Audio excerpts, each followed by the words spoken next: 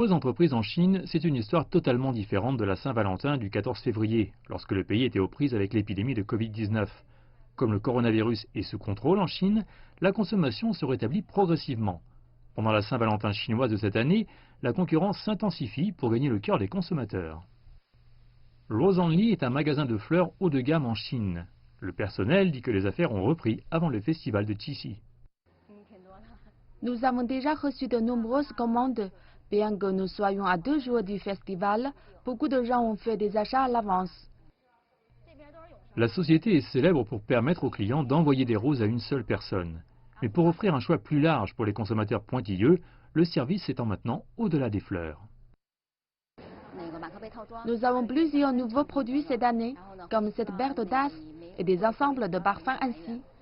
Nous prévoyons également de travailler avec certains IP à l'avenir pour de nouvelles conceptions de produits. Pour faciliter les achats pendant la pandémie, Rose Only a également fait un effort dans les ventes en ligne. Nous développons activement de nouveaux modèles de vente, comme le live streaming, la communication en ligne, pour servir les clients. Maintenant, ils peuvent commander par téléphone ou WeChat. Ces canaux ont connu une augmentation notable des commandes. Outre les vendeurs de fleurs, de nombreux commerces bénéficient également d'un coup de pouce avant le festival de Qixi. Les données de JD.com montrent que la recherche connexe a bondi de 280% durant la semaine précédant la Saint-Valentin chinoise.